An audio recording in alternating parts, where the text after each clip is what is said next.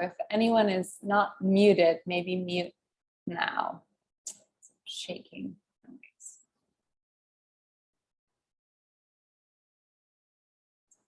All right. Sandra, am I good to start? How are we feeling? Okay, yeah. Hi, everybody. Okay, let me do some screen sharing. Oh, start share. It says host disabled participant screen sharing. I should, if you try again now. Okay, let's do that. Oh, perfect. Lovely. And are we there? Okay. Yeah, that's that. Wonderful. Perfect. Okay, everybody. So today's session, I'm gonna go through this presentation, and then I'm gonna open it up to discussion. And our final exercise, I think, my guess it will open up a lot to talk about. So it will be fun to cahoot and compost about that towards the latter half of this session. So this is The Kingdom is a Weed, which is really looking at, you know, if Jesus's message is collaboration, what is his medium? Why does he use storytelling? And how does that storytelling appear more environmentally radical when we replant it in its original context? Okay, so I'm giving you in the slideshow, which I will send around, some of the actual background and how we begin to use the texts that, you know, form the basis of what the historical Jesus might be. I could do a whole session on this, and I think I probably won't, but suffice to say that there are something called stratums, which is ones that are closer to the actual time period, to the people he might have known, and then ones that are like a telephone game down of translation by people who are speaking a different language at a different time period with different political biases. So I've given you a little background here and some sources you can dive into if this is something that you're really interested in. You know, today we just think of the canonical gospels, but at the time when those were decided that those were the only gospels that should exist, there were hundreds. You know, according to the people who were participating in the Council of Nicaea, hundreds of years after Jesus, you know, had died, there were hundreds of other gospels to choose from. So it's important to know that there was a biodiversity of information about Jesus that was systematically eradicated because it didn't promote a certain Romanized idea of how that religion could help their colonial enterprise. So yeah, this is just a timeline. And today we're really going to be working from that first stratum, which is the Gospel of Thomas, which are these Gnostic texts, but they're pretty much a list of sayings, and they intersect a lot with the same sayings that come up with the Gospel of Mark. And so all of the synoptic gospels, which are the gospels that are in the New Testament, are probably based on a source text called Gospel Q, which was a list of sayings. And we can see that they all kind of interrelate, other than the Gospel of John, which we're not going to be working with today, because it's very widely agreed that the Gospel of John is not related to these first stratum and was written by someone with a very particular bias to create a Christianity that would involve the followers of Dionysus in Ephesus. So that's a whole other subplot. It's really interestingly looked at and dissected in Brian Murarescu's The Immortality Key. So if you want to go deeper with what the Gospel of John is really doing, that's an interesting place to start. Okay, so because we're going to be talking about storytelling today, I want to start with a story, if that's all right. The man healed your cousin Josiah of a limp, and he is said to be a good storyteller, but you have your doubts. What use is a good storyteller when you have a wife and 5 children to feed, your own mother and your widowed sister, and you are already behind on your taxes? Your tiny plot of land can hardly support your family, let alone provide the surplus grain that could fund your next trip to the temple. It has been 10 years since you offered sacrifice in Jerusalem. Has God forgotten you because of this absence? Above you, the sky is the wan blue of bodily exhaustion, a mirror of the collective defeat you see every day when you pass the other men of your town. It's defeat or anger in their faces, and the anger is frightening.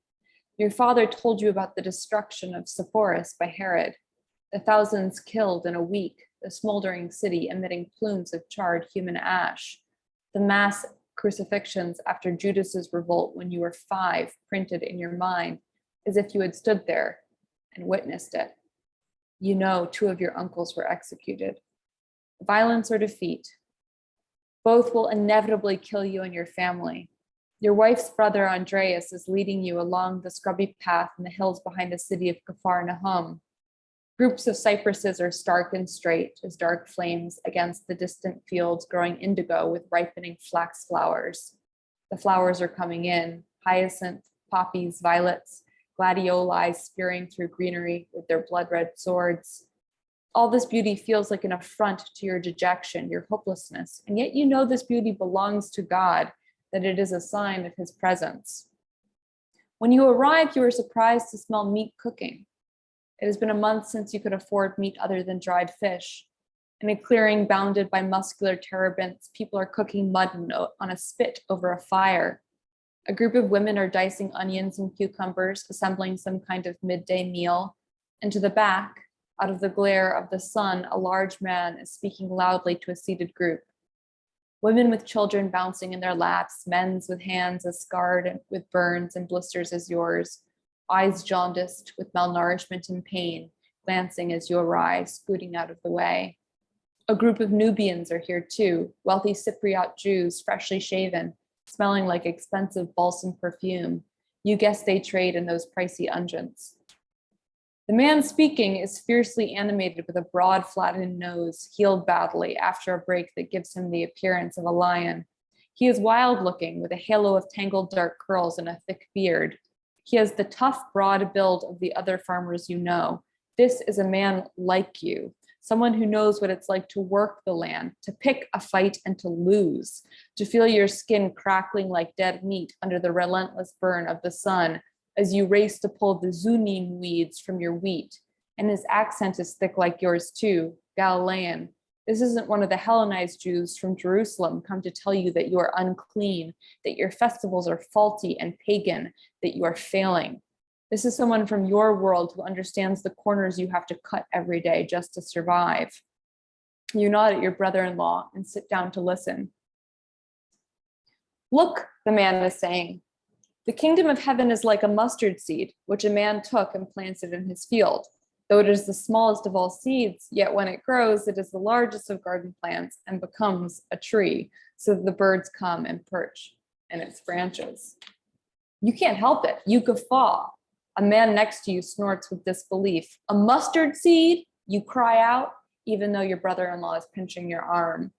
But a slender youth with a lazy eye takes over where you left off. That unholy weed mustard ruined my yield last year. I had to take a loan to keep my land, and now I am struggling to make it up. Are you saying I should give up on trying to grow barley? Another man is cursing. The teacher is grinning, though, teeth surprisingly bright against his dark skin. Are you troubled? He asks gleefully. And beside him, a woman is struggling to hold back her laughter. She is obviously used to his tricks. Yes, I am troubled, you find yourself calling out. You are troubled by almost everything these days, but this man's riddle is the most troubling of them all. Good, he winks at you. We should seek and stop seeking should not stop seeking until we find. When we find, we will be troubled. When we are troubled, we will marvel and rule over all. So if you're familiar with the Gnostic text of the Gospel of Thomas or any of the canonical Gospels, you will be familiar with the 2 teachings woven into this piece of storytelling. The parable of the mustard seed and the aphorism about seeking until you are troubled and then finding marvel through trouble. So the thematic through line of both of these attested parables of Jesus is disruption, confusing sayings that cause us to stop and to ponder, that interrupt our habituated thinking. Mustard seeds disrupt a farmer's field as well, and they ruin it. Nearly contemporary with Jesus in 78 CE, Pliny the Elder remarked, "It grows entirely wild. When it has once been sown, it is scarcely possible to get the place free of it, as the seeds, when it falls, germinate at once." So you're telling this story to Galilean farmers Mustard seeds were way more than just a weed or a nuisance. They were a serious liability that threatened to deprive your family of food and profit. If your crop failed because of mustard seeds, you might not be able to pay your taxes. You might have to take out a bad loan, which then you couldn't pay back. And it's not that far of a leap to say that a Galilean farmer hearing about mustard seeds might immediately summon the fear of losing his land and his ability to feed his family. So Jesus, as a Galilean, knew intimately what he was summoning when he made the bold statement that the kingdom is like a mustard seed.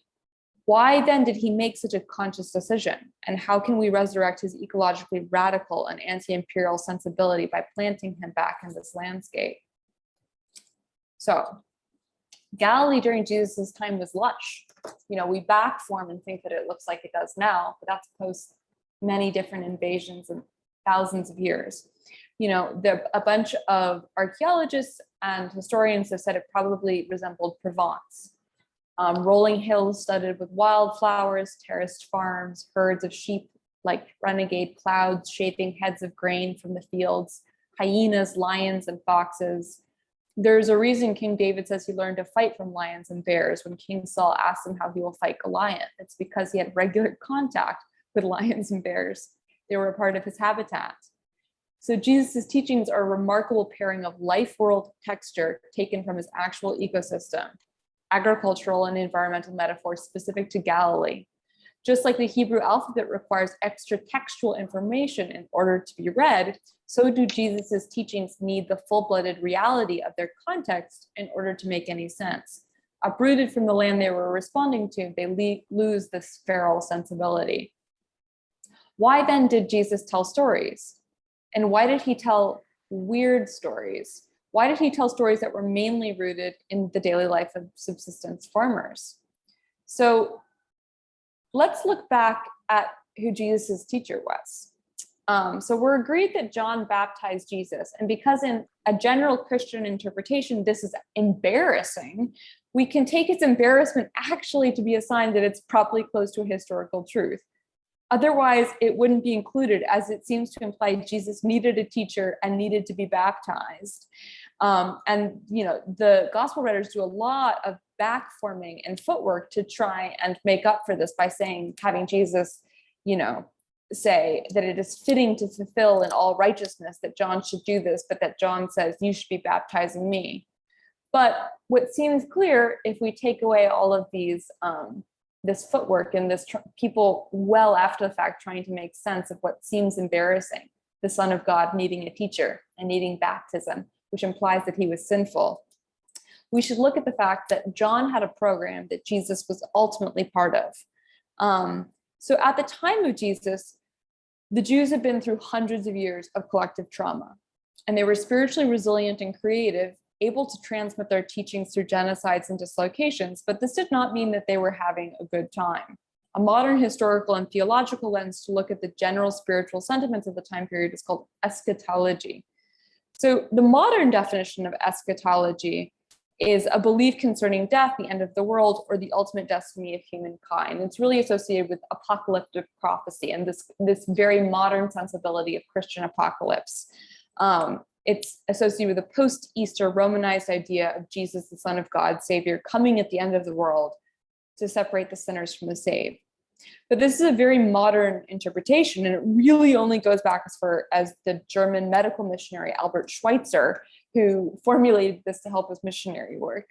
And what's important to actually look at is the word eschatology comes from the word eschaton, which is Greek for end or last, which just means like end of the line, end of the day. So let's think of Jews of Galilee and Judea, their bodies the intimate site of personal revolts denied them collectively. Physically ill, depressed, anguished, displaced from their homes, denied the easy practice of their spirituality. A central tenet of the Judaism of the time period was that God was just. So imagine the long-standing somatic dissonance of experiencing so much injustice and trying to understand what God was doing. We've all experienced this to some degree, illness and violence and rape happening without any explanation, loved ones dying abruptly early in life. It interrupts our sense of a just world. It interrupts our sense of fairness and well-being. You can usually take one hit or one loss. But when they come day after day, generation after generation, it's really hard to keep standing up. So what was it like for the Jews of Galilee and Judea in the 2nd century under another violent imperial rule? We have to ask, what were they asking God? I think that they were asking, when is this going to end? Eschaton meaning end. When is the eschaton going to be coming? What if the apocalypse was the eschaton? So for the Jews, the end was liberation. And it was also not collective, it was personal. It was the end of the dominator paradigm that was oppressing their country and their people. And it is now largely suggested by scholars of this time period that apocalypse was viewed by the Jews as a very practical end to Roman rule and as the collapse of an oppressive culture, a moment when the divine would intervene and make things very easily just again. So the eschaton wasn't the end of the world for Jews then, it was the beginning of a just world, a world they had to believe was possible. You know, for me, this really calls to mind the words of Indigenous elder Pat McCabe in an interview I was listening to recently, where she was questioning whether the negative connotation of apocalypse is a Eurocentric invention meant to keep the oppressed from wholeheartedly beckoning the collapse of oppressive systems. What if the end, the eschaton, was the best possible scenario for the unlanded peasantry, the slaves, the sick, and the violated? One being's apocalypse was another being's liberation. Apocalypse is then inherently perspectival, and it is also often the antidote to colonial regimes of extractive control. So the scholar Maxime Montgomery notes that this understanding was formulated by Jewish elites during the reign of Antiochus Epiphanes as a way of surviving successive waves of oppression. An end would come. And further calling to mind the words of Montgomery, we can resituate eschatological prophecy as being a way of authoring a new world. You know, in her book, The Apocalypse in African American Fiction, she writes, while many white author texts have historically viewed apocalypse as a way to escape an irreparably flawed world in favor of a paradisiacal resting place, Black apocalyptic texts have often employed tropes of disaster in order to alter the world and attempt to make it, if not a heavenly ideal, at least a better place to live. So here, I was immediately thinking of honey fungi, which in very standard simplistic interpretations are parasitic mycorrhizal fungi that killed trees and forests. And so at first it seems like they're a bad thing, they're a parasite. But actually, if you take a much wider lens, what they're doing is they're kind of midwifing forests to open up space and meadow and release water, and they aerate forests so that new species and biodiversity and shrubbery can come in and create a more resilient, dynamic homeostasis.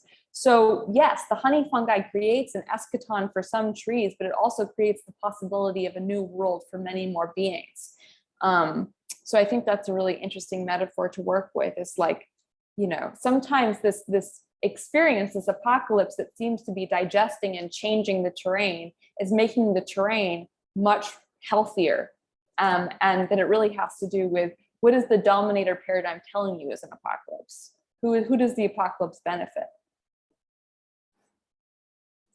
So in some ways, the Jews of Second Temple Period Palestine were already post-apocalyptic in the way that Indigenous writer and filmmaker Gillian Brave Noisecat identifies with, as well as an Indigenous survivor of colonization.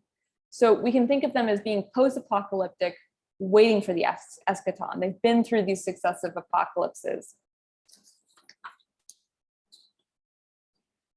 So at the time of Jesus, a way to get a following of people and a way to get your message across was to say, this is when the eschaton is coming. It's coming soon. And people who are really, really upset would come and gravitate to you. But we have to remember that soon is a very plastic, very forgiving term. It could be tomorrow or it could be in 100 years. So it's, you know, it's a safe bet. And John was, and other contemporary revolutionaries and visionaries were predicting an eschaton, a divine intervention that would come soon, and that you wanted to get ready for it because it was going to come soon. And God would make things just again. So God would intervene. You wouldn't have to do anything because this is just coming. You just kind of like preparing yourself for the justice to come again. And then God would intervene as he had in the scripture of the patriarchs, you know, by saving the Jews from Egypt. So we can assume Jesus was a student of John's, a star student. He received his baptism, and he probably, at least at some point, subscribed to John's point of view. But then John is killed by Herod. And I think it is a radical and empathic thing to wonder how that made Jesus feel as a real person, as a real student of John. What did it mean when this person who said that things were going to become just and that he was in direct communication with God about when that was happening was killed and his movement immediately disbanded? What did that make Jesus as a follower of John feel? God had not intervened. The kingdom had not come. John had not been saved. Once again, collective trauma is ramified by personal tragedy. How can you make sense of so much violence? It's then that Jesus makes a really, really radical move. It's very different than the other teachers during his time period. He says, the kingdom is not coming soon. He said, the kingdom is here already, and it takes your dynamic participation. It is not a divine intervention. It is a divine dialogue, and it takes you being involved. He said, the kingdom is not a savior. It's an interaction. It requires us to every day to heal, to eat, to create community. The kingdom is a relationship between us and the divine, and it's here. So I want to summon the idea of feminist quantum physicist Karen Barad, who talks a lot about entanglement and how everything that exists comes into being through the interface of its relationships with other beings, that we are all constituted as these interfaces. Like, I heard Bio Komolafe in a talk I did with him recently talk about it as like, we think of the water droplet on the piece of glass as being a water droplet, but the water droplet only forms that shape through the interface with the glass. And so I think it's really interesting to think of the kingdom that Jesus is preaching as being an interactive eschaton, an interactive kingdom. So when Jesus says the kingdom is amongst you and is fulfilled by your activities amongst your people in your landscape, this is a break with tradition. He is saying it is only possible through what you're doing. So now here's a question. If your message is an interactive, participatory kingdom of decentralized mutual aid, what is your medium? If the medium is the message, what is your medium? Why parables? So think back to that story began with, how that parable isn't just this smug, cute little thing that's being said. In fact, it's been, a lot of scholars have said that we are getting the spark notes of the spark notes with parables. Like, they were happening in community, as we talked about in the oral module. They were happening with people interrupting, with environmental concerns, with the issues of the day. Had people had enough to eat? We're getting his most memorable sound bites that involved a lot of other texture and mostly a lot of other voices.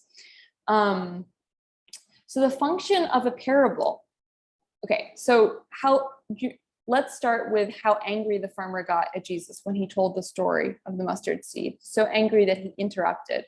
What if the teaching was less about the mustard seed and more about the interruption itself?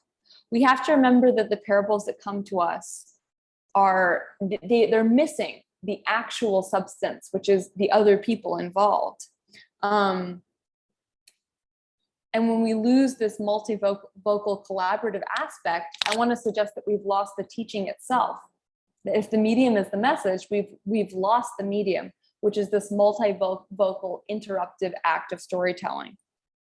So when you think of him saying that the kingdom is happening right now, that this kingdom where your relatives are being killed, where you're losing your land, where everything is difficult, that's the kingdom, and you have to be active inside of it. We can also assume that this probably, if he's saying this to a group of incredibly angry, upset, tired farmers, got them talking, got them interrupting. And I want to say that the function of a parable is to create that interruption, is to act as an audience irritant, to lure the audience into agitation and participation. It is crafted specifically to dilate into other voices. It is an invitational and collaborative mode of knowledge transmission.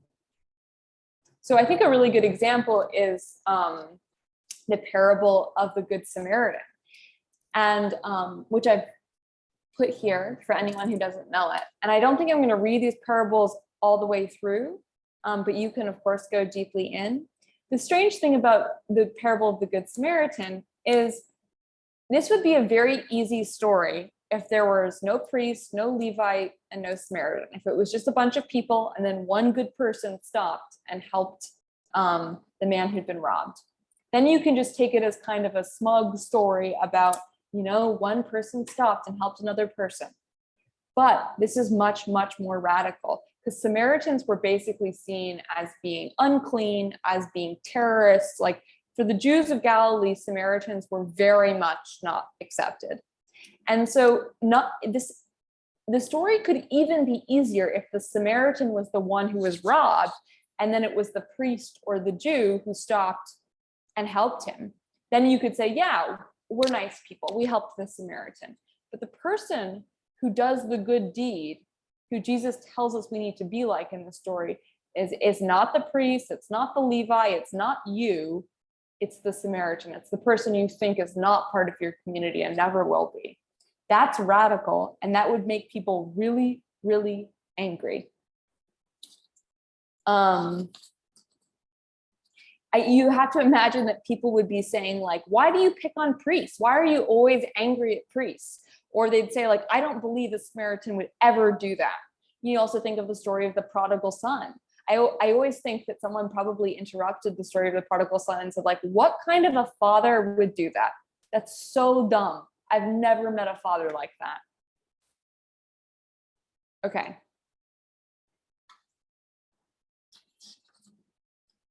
So the kingdom is created interactively through this, through this discourse and through sharing food and storytelling around the discourse. The kingdom is here. Let me see if I have this. Sorry, I'm going to skip this one. Yeah, okay. There we go. Let's go to the parable of the vineyard. Okay, so this is my favorite example of what he was probably doing that we lose when this gets translated into Greek and then translated away from its social context. So in the parable of the vineyard, a wealthy landowner goes out at different times during the day and hires day laborers. And so they're coming in and doing different amounts of work. And then at the end, he pays them all the same. And so it seems like this way of saying that, like, it doesn't matter when you accept the kingdom, just as long as you do, because God is good and just and will accept you. But something very, very different is actually happening here. So if you remember from the last session, vineyard owners were often considered to be Hellenized Jews who were wealthy enough to steal your land, turn it from grain agriculture into a vineyard, which was more profitable. So vineyard workers were always going to make people really, really angry. So this is not necessarily a condescending parable about the generosity of God. Instead, it's summoning someone who probably had participated in taking your land and converting barley into vine. And also, I think the key part of this is when the vineyard owner goes out at the very end of the day and says to all of the day laborers still waiting around, why are you so lazy? Like, why aren't you working? And you have to imagine that for a lot of day laborers surrounding Jesus, hearing this parable, hearing that would make them extremely angry. Like this, they're not siding with the vineyard owner in this story. They are siding with the day laborers. And a great interpretation of this comes in this book that works through all of the anthropological texture of the time period, called The Historical Jesus by John Dominic Crossan. And he suggests that they were probably asking at the end, they were probably yelling, we weren't hired because no one is hiring us, because we have no land, no way of like this is terrible. And that it would cause the people in the audience to begin to question, why does it work out like that always? Why do we never have work at the end of the day? Isn't it strange that at high season in the vineyard, it just always works out in favor of the wealthy landowner and not the people who are doing the actual work? They can just get the cheapest amount of work possible. Why do we always get cheated? So the real hidden gem to this parable is the question of why is there so much labor available at 5 o'clock? Why are there so many people looking for work so late in the day, even at harvest time? What system creates this situation?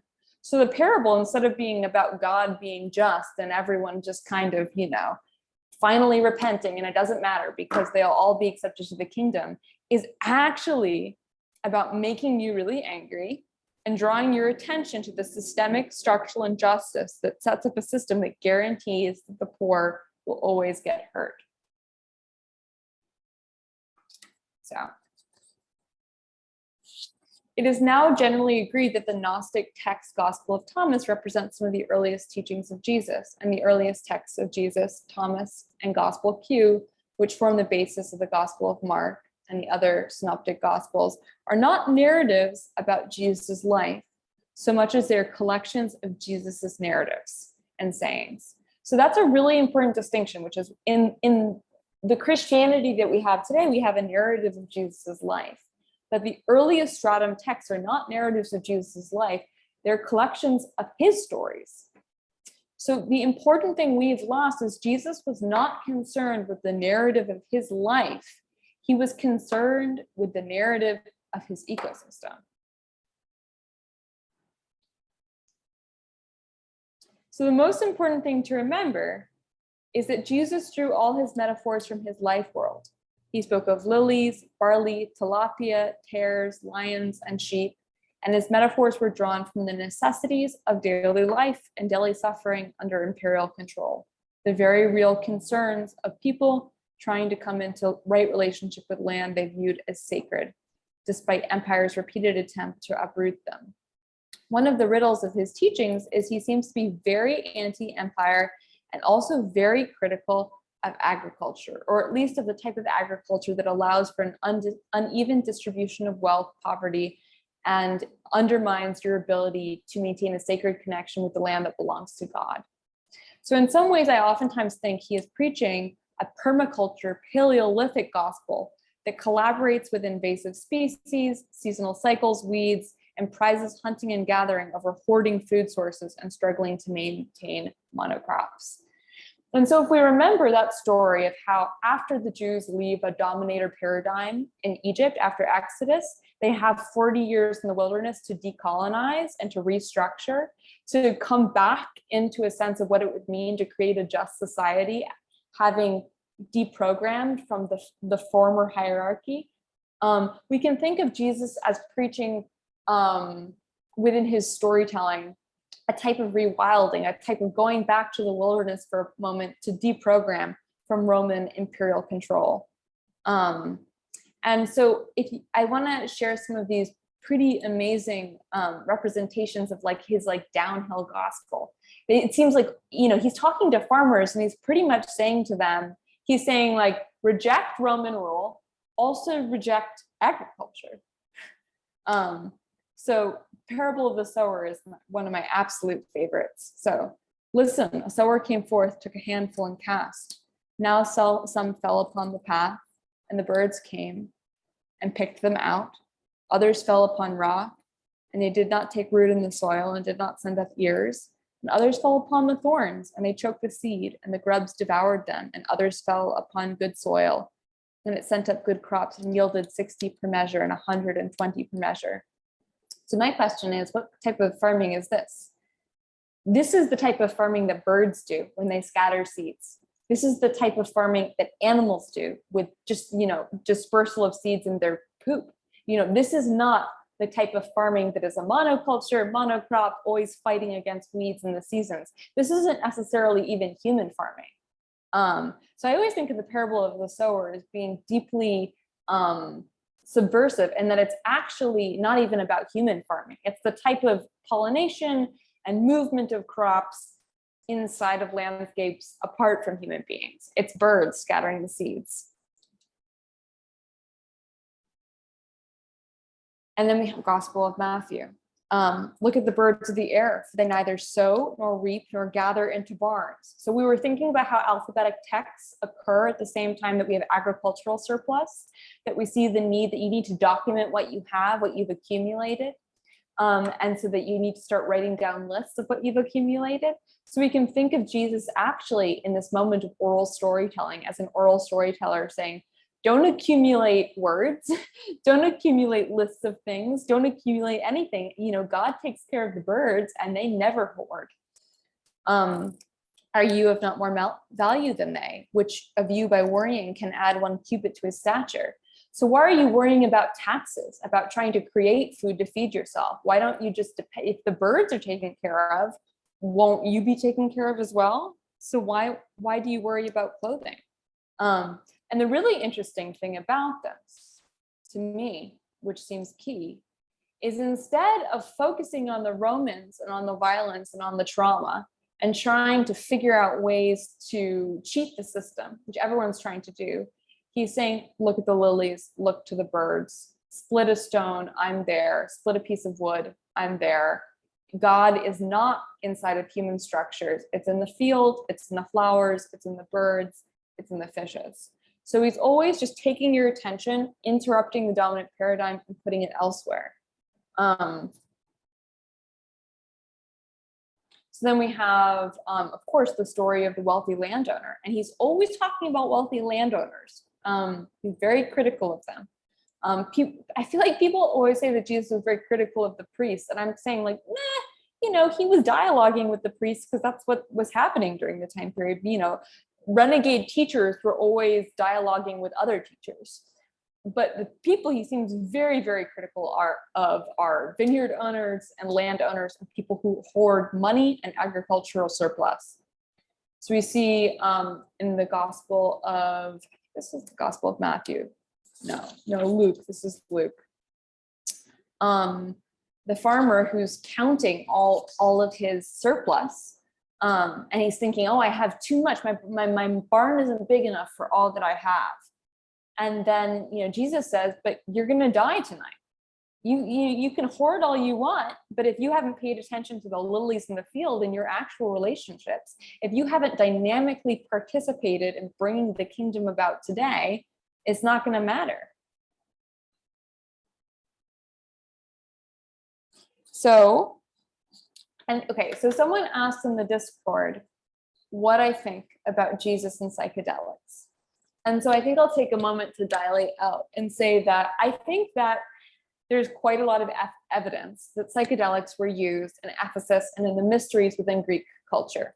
And that, you know, there are pretty much recipes in the hymn to Demeter for how to use ergot to make the koukion, or like the sacred mystery drink that would change your perception of the world.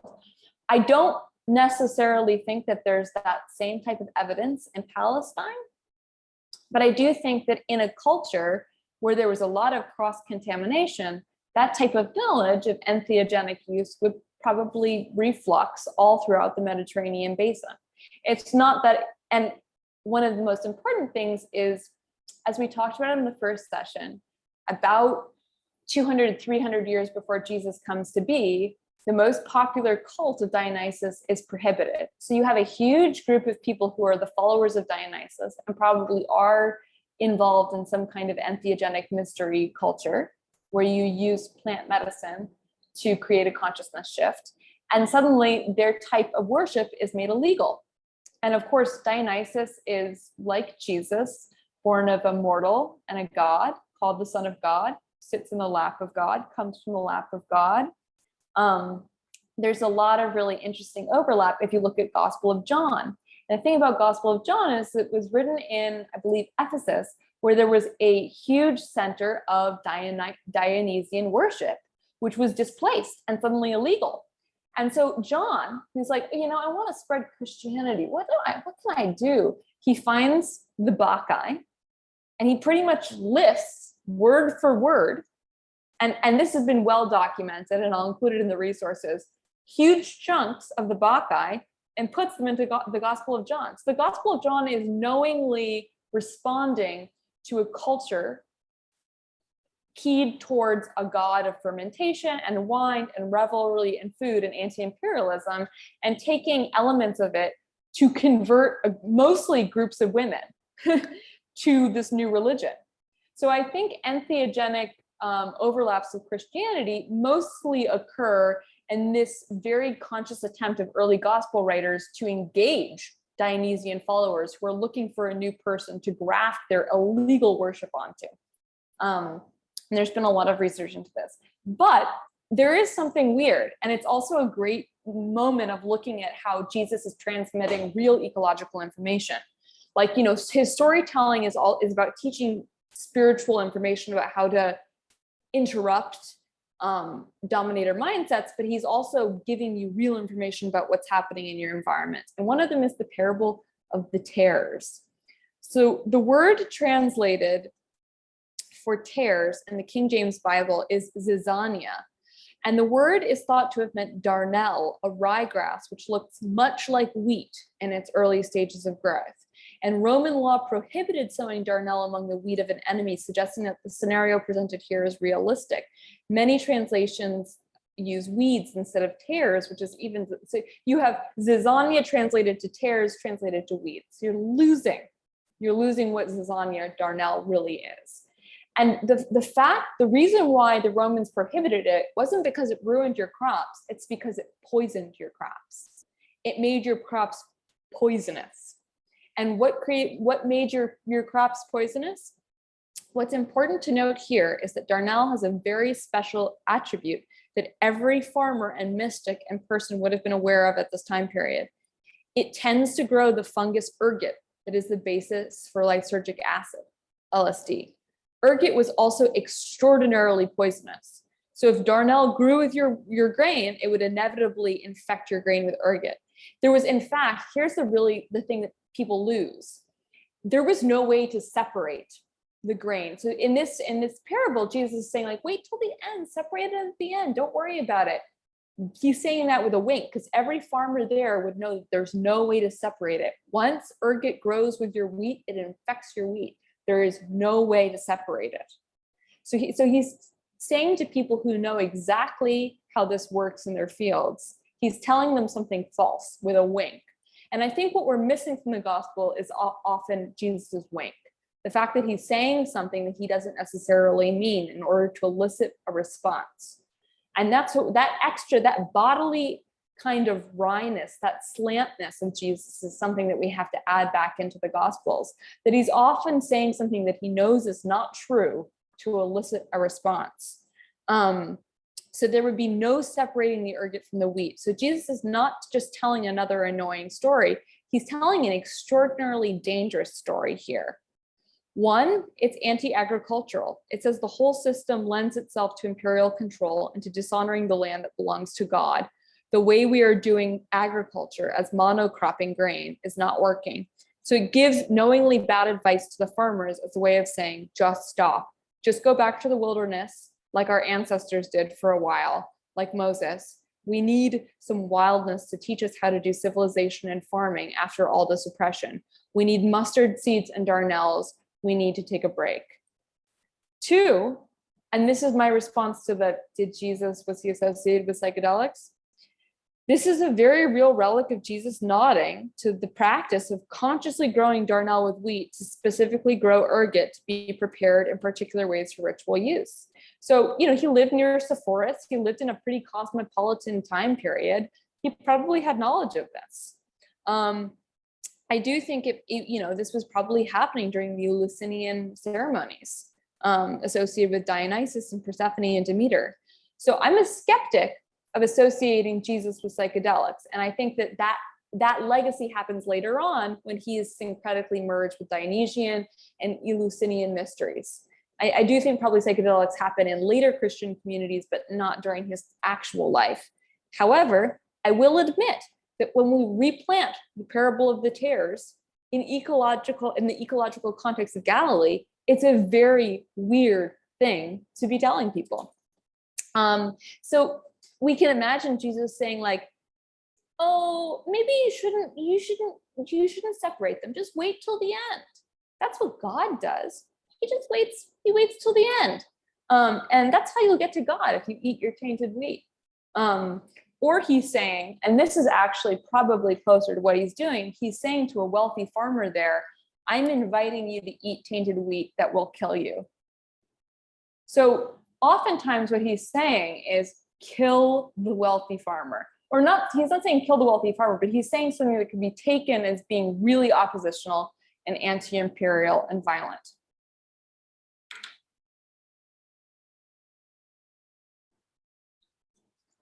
So we also have to remember that Jesus most often compares the kingdom in these stories to something culturally impure or blatantly revolutionary. Leaven, Samaritans, acts of deceit, ravens, women, weeds, thieves. If you draw a fishing net through Jesus' metaphors, you come back with more than just fish. You come back with the real rejects of society, not the ones deemed attractive enough for the charity photo op. The sanitization is made clearer when we examine the phrase from the Sermon on the Mount, blessed are the poor, for yours is the kingdom of heaven. The word in the original Greek Gospels is pachoi, which gets translated into poor. But the word pachoi in Greek has a very different resonance than the relatively banal poor. Poverty in a highly stratified Roman society that influenced all its colonized satellites was fetishized by the rich as being a pure, simpler way of existing. Poverty was characterized by hard labor and scant resources, lacking in leisure and land. And it was described by the word penia, not pachoi. It was the peasant position of most Roman subjects. And in poetry, this was often fetishized by a goddess called Penia. There's an example in Aristophanes' Plutus, and it extolled the virtues of suffering and simplicity. So we can see this in a lot of philosophical movements of the time period happening within the Roman Empire, is that simplicity and giving away everything and kind of, a kind of cynical approach to life was fetishized when people were really, really were poor. So the modern equivalent of this type of peasantry would, for most of us, be us working multiple jobs and struggling to pay rent. That's the kind of thing that would be summoned by penia, by poverty. But that is not the word that Jesus used or that occurs in the gospel. It is pachoi, and it means abject destitution. It implied that you had no home and no ability to obtain or keep a home. Someone called pachoi slept with the dogs in the streets. So when you're looking for a modern day equivalent, it would be fair to say that this would be the word that would be used to describe someone mentally ill or drug addicted who was unable to find reliable shelter. And so what he's really saying, if we translate it and plant it in our modern context, is blessed are the drug addicts who won't get clean. Blessed are the homeless. Blessed are those on welfare. Blessed are the refugees. And one step further, we can say, blessed are the animals dislocated by clear-cut forests, the waves of migrating birds and insects and microbes that are dislocated from their homes, unable to even eke out a meager survival, drifting on the winds into extinction. It is important then to interrupt the sterilization of the original saying even further and return to the Aramaic originally spoken by Jesus. The word kingdom hardly occurs in the Old Testament, but it is used almost 100 times in the Gospels. What is the kingdom he speaks of? The word in Aramaic is worlds apart from the hierarchical terminology of today. Malkuta, the Aramaic for kingdom, summons in its etymology something closer to cosmos, and it's spoken used during the time of Jesus. It would evoke a dynamic, interactive presence, a council of heavenly advisors, a non-gendered spirit of divinity acting with authority, intervening. It's an intervention, a verb. And it was also associated with root words, pi words for mother. And eventually it will become the Malkut and the Shekinah of the Kabbalistic tree of life. So Malkuta scintillates, it thrums and pulses, and it is mostly unclean in the metaphors that Jesus makes. Every time he summons it, he nests it within a different impure metaphor. So what alchemy is it then to pour the beings and substances considered rejects and pollutants into a council of heavenly advisors, into an interactive cosmos of divinity? I don't think it's wise to transplant these contextual pieces of wisdom across thousands of years in diverse ecologies and pretend like they can still serve. But I do think there is some merit in replanting these words in their original soil and seeing if they can provoke us to ask new questions. What do we consider unclean today? I'm not referring to dirt or smut or bad behavior. I'm thinking about taboos we would never think to bridge. For me today, when I think of how radical it was for Jesus to say the kingdom was like a woman hiding leaven in dough, incorporating three impurities into one sacred metaphor, women, leaven, and acts of deceit, I wonder what its analog would be today. The kingdom is like an E. coli bacterium catching a ride on a shard of microplastic floating down the Hudson River. Following my greatest revulsion, I wander to the edge of comprehensibility and think of how confused his audience must have been when he compared the kingdom to the most pernicious weeds in Galilee. So the kingdom of God is the invisible sheen of glyphosate on a grocery store tomato.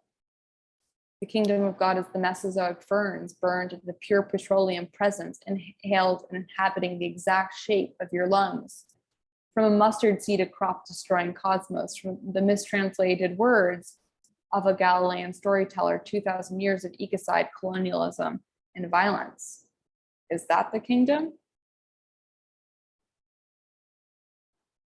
So what I think is most interesting about the medium that Jesus uses is he uses metaphors. So metaphors compare one thing to another thing. They create conceptual connection.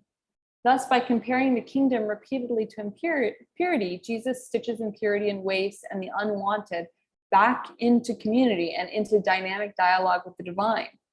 He connects leaven and women and acts of thievery and prostitutes and tax collectors and deceit to the kingdom. He connects the acts of social bandits, the cunning of the extremely poor, and society's rejects into the realm of God. Like mycelial networks stitched together disconnected species, weaving together the connected tissue of an ecosystem-wide body, metaphors act to tie together different ideas, different beings, and to create narrative ecosystems in which more radical and resilient thinking can take place. We live in a culture that is extremely talented at consuming, but we show an equally remarkable inability to understand and honor excretion. So purity culture that is articulated through New Age spiritualities and biopolitics is keyed towards toxins, both the creation of them through our industrial technology and the excretion of them through detoxing.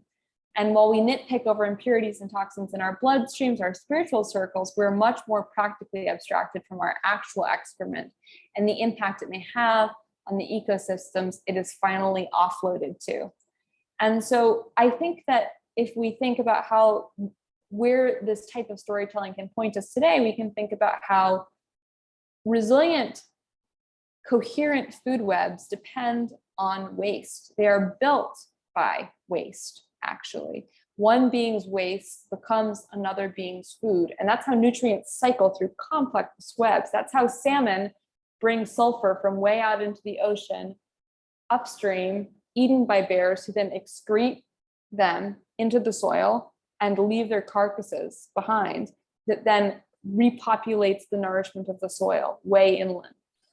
So we can think about the dynamic incorporation of impurity of waste into your life as being a way of creating coherent connections. And Jesus, by creating a lack in his disciples, saying you have to go out without a staff, without food, without an ability to take care of yourself, requires them to go out and interact with impure people and ask for their help and ask for their food. I sometimes think that Jesus was weaving together food webs by incorporating impurities, by comparing them to the kingdom, and by alchemizing them into divinity, into the cosmos. So I'm gonna end the sharing now. I can do that. How do I do that? Stop share. There we go. Okay, so the exercise I want to leave everyone with today is based on this idea of storytelling and impurity.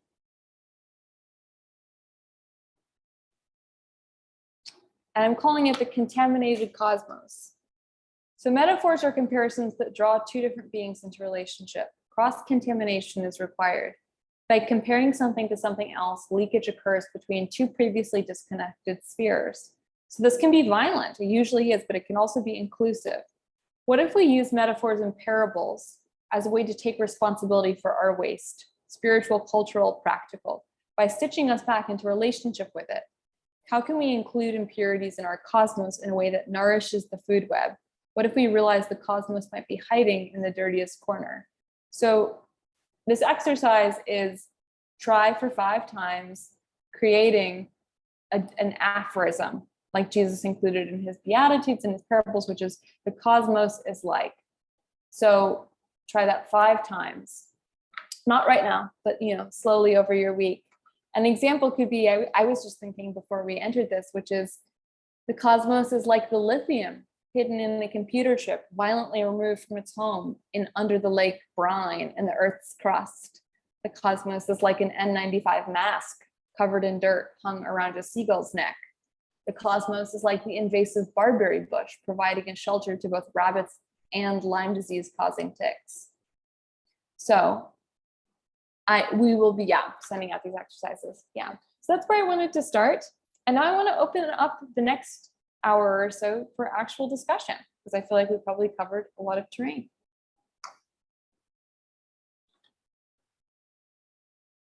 Oh, let's look at the chat.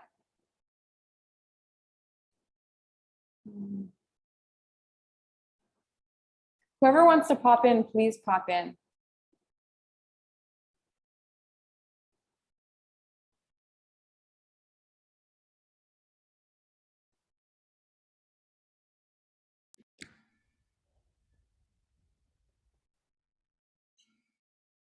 Someone want to come in? Here. I can speak briefly. Please, can we bring whoever this is up, Cassandra? This is Julia from. I'm just getting water. From Wales in the UK. Hi, lovely to see you. Nice to see you. Nice to be here. I was just letting your examples of aphorisms roll around my head, and I guess I'm feeling that troubledness that you describe in the story, because it's like seeing these sort of displaced minerals or pollution, that I am aware there's so much harm and suffering involved, and yet we use them, they're woven into our lives. It's like, I think my feeling of what I grew up with in Christianity was that sense of the radicalness of the word kingdom being a kind of utopia in some ways, and yet it's here. And it's like, well, where is it? And like, is there something that is good that's here, even though there's a lot? So actually pointing out things that I would normally think are not good and like a problem, and calling that the kingdom, I'm like having like this clash of understanding and meaning in my mind. I'm like, what? I don't know how to handle that or what to do with that. I mean, and I'm not asking for an answer necessarily, but I'm just really noticing that, like, like a koan of space and confusion. Thank you for bringing up the word koan. My dad was a Zen Buddhist monk, and as he left that practice, he started to apply the practice of koans to the Bibles, and he ran a group, an interfaith group called Koans to the Bible, where you read the Bible as a series of koans. And I've often thought that has informed the way I've looked at these stories. Kara just also asked, do the impurities have to be negative?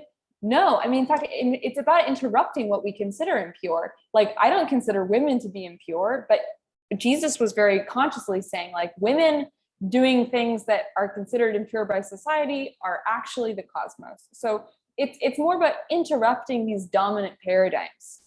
Not excelling anything rather than being specifically. No, exactly. It's more, I think, about living in dynamic relationship with land, not forcing land into I would say it's not necessarily anti-agriculture as it is like anti-monocropping. And that's why I say it's more of like a regenerative permaculture gospel. Hello? Yep. Hey, Hi, this is Adjoa. I missed. Oh, sorry. No, I just want to make sure I can see you, because I'd love to be able to see you. Oh, you know what? I'm actually braiding my hair at the time. So right now, so I have Okay. my camera off. That's fine. Yeah, go for it. Thanks. So I missed last week and I missed the first 15 minutes of today. So I'm not sure if you mentioned this, but this thing about metaphor is so exciting to me, and especially the idea of how the linked entities are kind of conceptually enter one another through the metaphor link. And I heard last week, I heard this podcast called Stuff You Should Know, and they did an episode called Thrill to the knowledge of the bicameral mind or something like that. And it's about this theory that's not quote unquote scientifically provable, but it's this theory that did you talk about this? Yeah, I talked about this in the module on orality. Amazing. Okay. By the bicameral mind, I'm just going to look up what was his name because he's written a whole book about this. I think it's James, right? Yeah, James. Is it James? Jason? Something James? like that. Like JJ. Something like yeah. that. Yeah. Oh, Julian James. Yeah, Julian James. It's Yeah. fascinating. And I would say that the Julian James hypothesis is like neatly. It works well and is also kind of opposed to Ian McGilchrist, who we also talked about. Okay. Yeah. Cool. Well, I just really love the, I'm really grateful to hear you talk about kind of, encourage us to think about impurity and contamination and like, inverted valuing of that, like collaboration and collectivity in terms of metaphor, because I really do see that it seems to be kind of linear and forward in a way. Like once a metaphor link has been made, both of those things are forever informed, at least in my mind. It's very exciting. So thank you. Thank you. Yeah. I mean, I'm always thinking about how, biological novelty actually happens through cross-contamination through two things that oftentimes aren't supposed to blend. Exactly. That's the basis of our very cells, are two bacteria, incompletely digesting each other. So sometimes I think that new kingdoms come about through these leakages. However, we always want to point out that this is also how dominator cultures digest other cultures. So, this is also how the Romans come in and take a brown storytelling magician and turn him into the figurehead of patriarchy, and then use that to kill everyone who isn't like a white man for centuries. So, that digestive quality far exceeds moral binaries of good and bad. It can be used. Absolutely. So sometimes I think of like metaphor is a way of creating taking another culture's metaphor can be a tool of extraction as well. It can be a way of taking other cultures' practices, but I also think that if we think about it in our own lives, it can be a way of closing wounds, stitching closed wounds. Very interesting. So I just wanted to not pretend like it's not also a complicated conceptual tool. Absolutely. Thank you.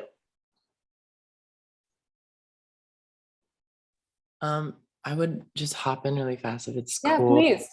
My camera also is, I'd have to like restart my computer, and that's fine. Wait, I just want to know your name so I can be in relationship with you. Who is this? This is Mark. This is Mark Farrell. Hi, Mark. Hi, I'm the black screen with the name Mark Farrell on it. Last week I brought up just like a tie between that time and now, and like just realizing these similarities.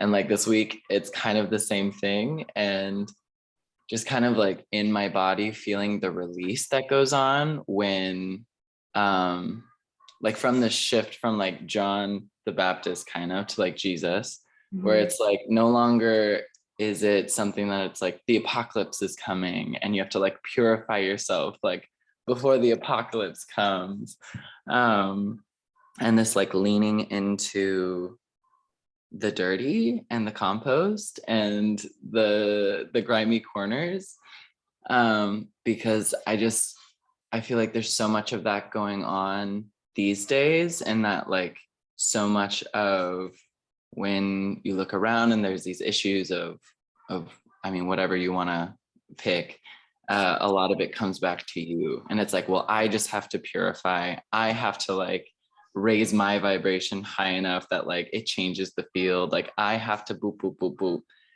And then to have a teacher like Jesus come and be like, no, like blessed are the people that are mentally unwell. Like blessed are the people that are like struggling and not doing it and are dirty. And that like feeling of how intriguing that message must have been to a population of people that were like, I'm sure in a similar space of just like kind of shouldering all of these issues themselves and just being like, okay, well, the Romans are coming and doing all these things, but I just need to work harder. I need to have a greater devotion to God. I need to boop, boop, whatever it is. And then to have this man come and be like, no, like, it's not like you can relax and just like release into the flow. And so just really feeling that on my end as well. Thank you, Mark. Yeah. And I think actually there's in the chat, there's a conversation about Jesus as an angry man. And as someone who wrote a whole fiction book about what Jesus might have actually been like, I think the thing we're missing is his anger and his ability to make other people angry and to say like, you're allowed to be angry. These stories are about making you angry. And I think that we're uncomfortable with Jesus's anger, that he was a frustrated, angry person. And that's what made other people listen to him, was that dynamic, embodied sense of this is unjust. Why are you calling these workers who have no work and no land lazy? Why are you as the vineyard owner taking advantage of these people? So we have to imagine that was very exciting, that he wasn't coming in telling these smug little, a lot of people say like, if people had regularly accepted Jesus' stories as being kind of like smug and digestible, they would not be transmitted to us. They have come to us because they were problematic at the time period. They troubled people. Anyone who wants to jump in. Oh, Oceana, you're up next. Let's bring you on. Can we highlight you, Cassandra?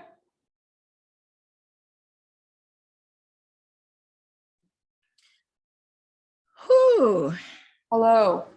Hi. Well, my heart's beating really super fast right now. And I also want to, as I enter this conversation, sort of invite my brother Tata to also jump in if you feel called. But this kind of started in the chat. I wasn't even looking at the chat. I was just sort of thinking about how this lands. So I'm thinking about Jesus of his time, right? Mm-hmm. He's, a Galilean troublemaker, and all of his metaphors land in the abject rejects of the time. So I'm now I position this, I locate this now in present time. And I find that here I am in my Black body, in the rapacious sort of anti-Blackness that exists, and feeling like, hey, this guy, Jesus, he's of me, talking to me. He's talking to me and my people. Now here is kind of like a little bit of mind fuck that happens, right? So I'm listening to you talk and say all these words, and I'm locating this in my world, like transplanting Galilee to the US. Basically, any Black or Brown community in the global North trying to exist, right, within this constant onslaught of systemic oppression that the Galilean Jews might have experienced. So I'm listening to you speak, right? And I know who you are. And I've heard you talk about how maybe what an autoimmune disorder would be the response of the ecosystem to immobilize the body of a being who is part of the dominant paradigm. So I'm not exactly sure where I'm going with this, but I feel like the question is how is this, like, I'm trying to figure out how are all these faces on the screen, all these white appearing faces on the screen hearing this? Like, how is this like kind of like landing in your body, in your in your, you know, landscape, as like, I am somehow like not the problem. And I'm not, well, yes, I am. I guess I am troubling the ecosphere of the course here. And I'm actually more just sort of curious, because one of the things that I'm noticing in the places that I am, like I'm doing this hospicing modernity work now with Vanessa, is all of this stuff that comes, that is being said, it's like contextual, right? You and your body are saying these words, and they're coming across and they're landing here in my body, and they're landing in all these other bodies on the screen, right? And what is the, now I'm getting lost in my words, and maybe you can pick this thread up, but I think actually you're just doing exactly what we're supposed to do, which is to, well, here's something I'm interested in, a side note, something that I don't have enough research done about to say credibly, is I see that in a lot of Yoruba traditions and African traditions that existed in the time period that Jesus was alive, interruption was considered the main part of a story, and that it was about other people interrupting, and it was about the meander. And so my question is, where is he getting this from? Like, yeah, he does this thing, but it seems like it existed at that time period very intensely in African culture, like the parable as an interruptive way of critiquing culture. And so like that needs to be highlighted. And so one of the things I'm doing right now is trying to find, can I do that research to like prove this directly? I don't need to prove it because I know it's true in my body, but like that he didn't come up with this, he stole it. He didn't steal it. He heard about it and he was like, this seems like the most effective thing to do. And I think that, yeah, I mean, we need to look to the people who are angriest right now for our teachings. Like, I think I see in you a holy rage, Oceana, and I honor it. And I kind of like don't want to make sense of it. I just want to say, like, anyone who wants to speak to that, speak into it. Like it's these meanders, it's these moments where we go like, fuck this, that matter right now. Sorry for swearing, but yeah, I can't help it. I'm with you. Yes, I'm with the fuck this. Yeah. Yes. All right, let's see what's in the chat. Whoever wants to pop on. I had a hand up, but we can do things first if you want. I don't know. No, come in. Okay, great. Yeah, I guess there's like a few threads around purity, impurity that I'm curious about. Mm-hmm. I guess like one is like we talk about like grief and anger, and one of the things that I'm with in my healing work and my herbalism connected to my practice as an astrologer is seeing how people get stuck on the wheel of hormones that their body is generating, that they become addicted to through traumatizing experiences, through the anger that they rightly have at the world that they've been born into, and how those addiction cycles within them are really undermining their ability to their own agency. So that's like one thing. And then the other thing is like thinking about, I have temporal lobe epilepsy, and one of my main triggers in urban space is car pollution.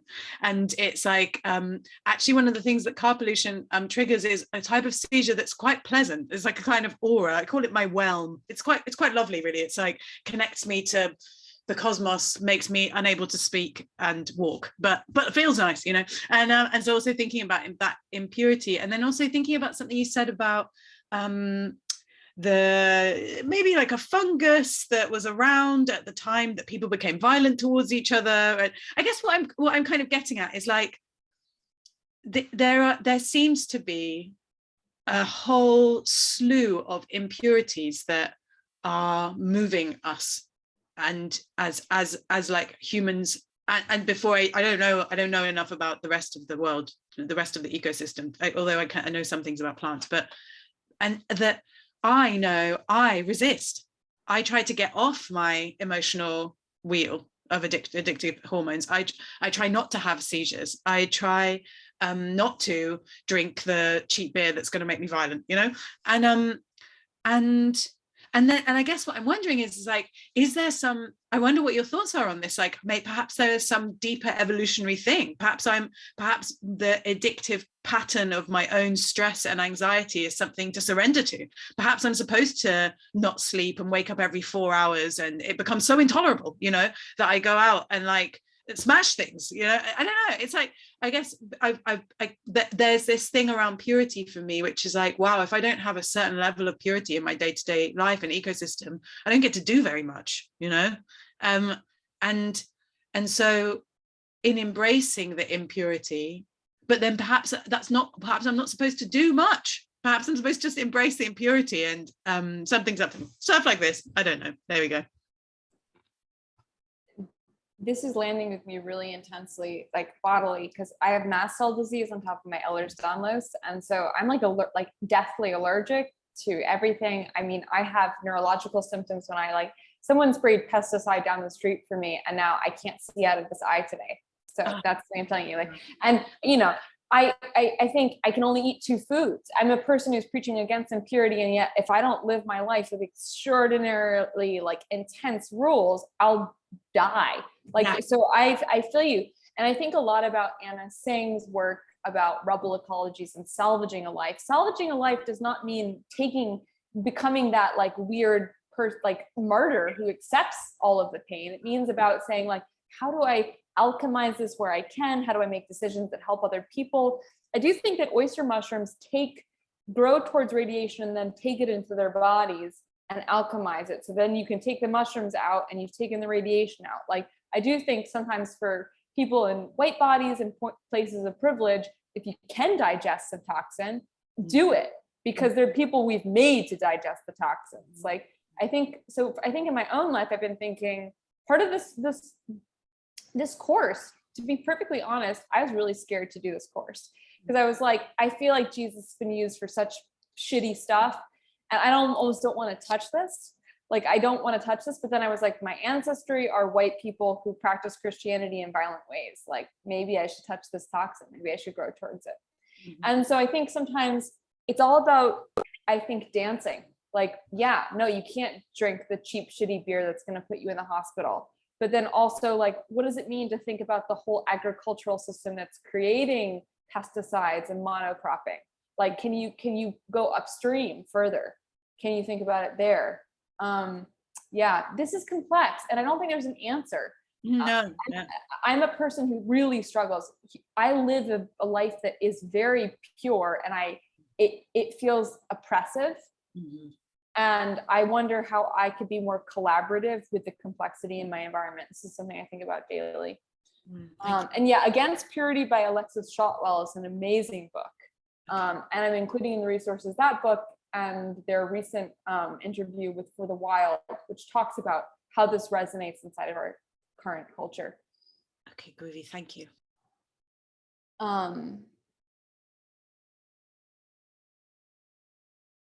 Yeah.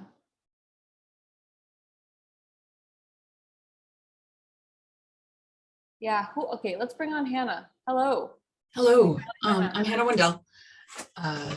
So one of the things I've been looking at is, so I also have Ehlers-Danlos and autoimmune issues related to that was triggered into the fullness of its flowering by a catastrophic gut infection of something called Campylobacter, which essentially outcompetes all of the other bacteria and flora that live in your intestines and proceeds to destroy your intestinal lining. And generally speaking, once it gets to a certain point, your odds of survival drop rapidly because you don't have the colony in your intestines to digest food, to help us break down food.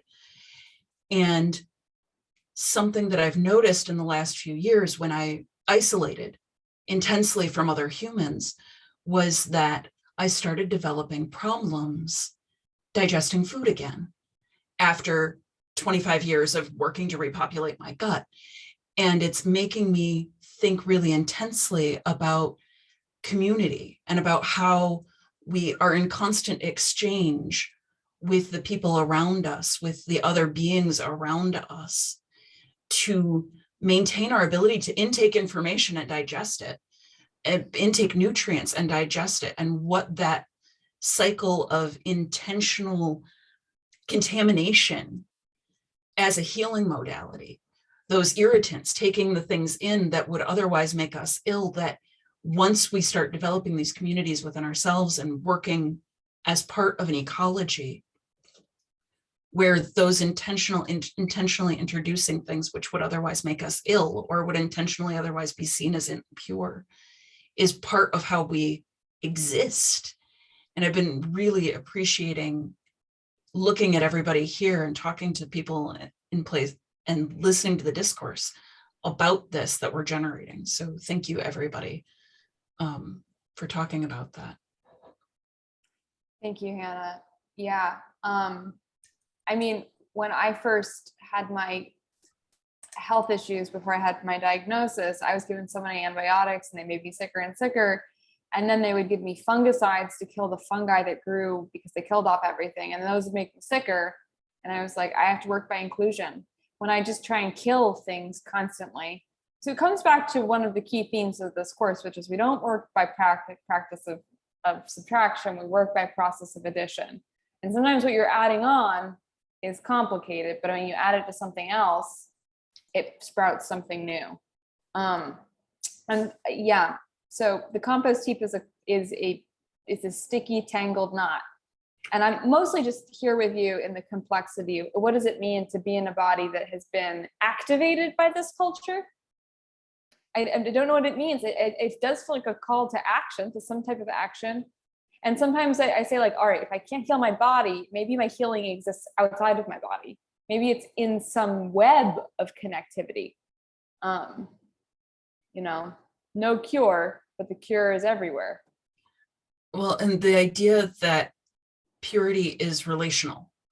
Yeah, exactly. The clean I need for working in the garden is different than the clean I need for cooking, is different than the clean I need for my mother-in-law visiting, is different than the clean that I need for open heart surgery. Exactly. And sterility, the idea of just clean it until it's sterile, until there's nothing there, doesn't function for life. Sterile No, it doesn't. Life. No soup with purity culture. Soup is all about like, well, what are we gonna add to the water today? Like, we're gonna heat it up a little bit. Yeah. Yeah, I would almost say that I'm just looking at the comments. Hey, Carolyn or Caroline, whiteness is a real thing and we got to take responsibility for it. We just have to. I'm sorry. That's just key to this course. And people in a positionality of having been white and having been raised with that privilege just have to understand that that's very important to work into everything they do. We're not going to discuss that further. I don't think that's really up for debate in this course. Okay, let's bring on Moonbeam. Hi, you all. Hello. I also have a fast heartbeat. And the troubledness.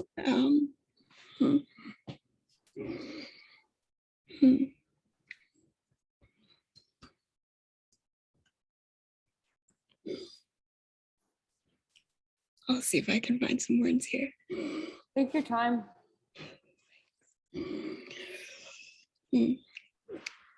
So my body also, so many things. I lose all my capacities, paralysis, speech, neurological, so many illnesses.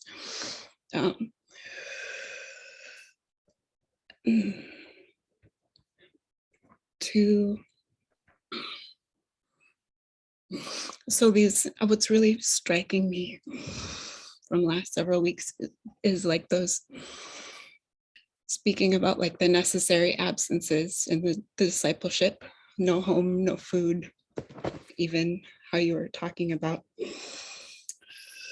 abject destitution, like those are the blessed people. Like it hits so intensely and like intimately in my body. And I don't think I even have a question, but just to say like,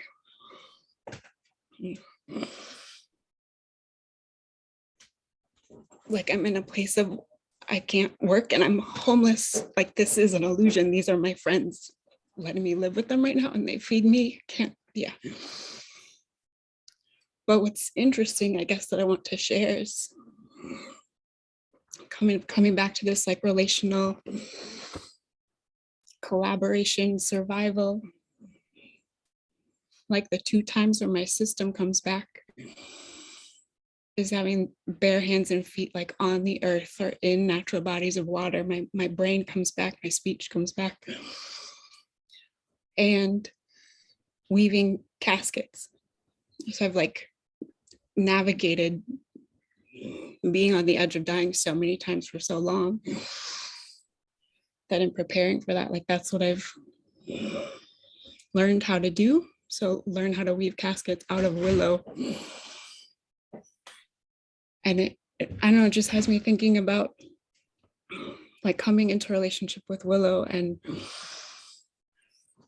like I've invited other people to help me weave my casket to prepare for dying. And those are the times where my system comes back and I'm just in awe.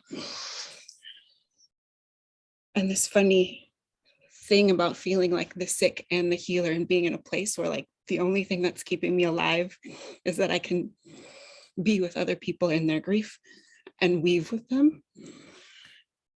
I don't know. It's the thing I think about. That's all I got. And just everything feels like so until like this is my life. It's not the metaphors of going out and impurity. Like, yeah. I mean, Moonbeam. yeah.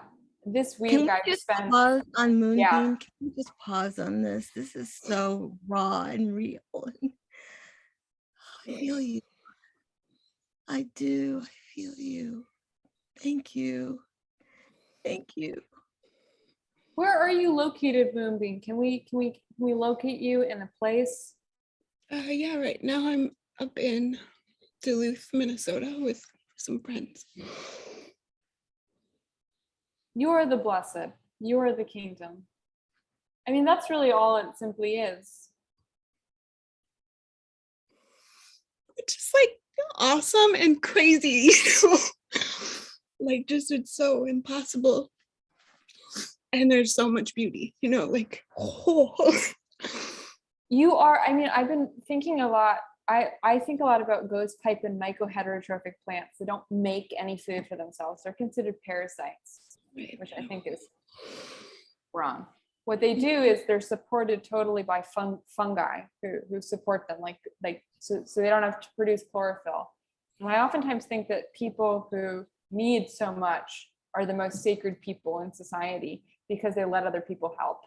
They're that nexus in that place where all of this help merges, and that we come into ourselves through helping other people. So when you're a person who requires that much help, you become this kind of like nexus of community, of relationality. You bring in people around you. You create the network in the forest. So I'm with you. I'm sending ghost pipe to you. We are ghost pipe. Thanks. Appreciate y'all staying with me.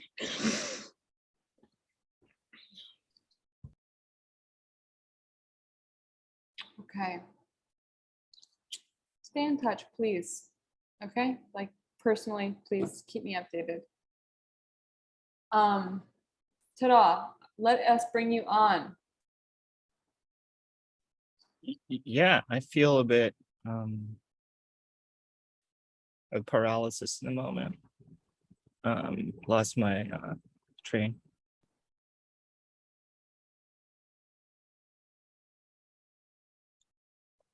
Maybe that's where we're all supposed to be right now. Yeah. I think I'm gonna talk in a second. Okay, yeah. Yeah, I'm gonna go take care of some stuff. Talking. Yeah. Sorry about that. That's fine. Moonbeam, do you want to come back on? Is that your hand up? Or are you okay? Okay. Let's bring on Jael. Jael? I'm having a hard time with that. Please. Hi. Good to see you. Hey y'all. I don't know, this conversation is so perfect. I think I think a lot about throughout my life. I've had a lot of people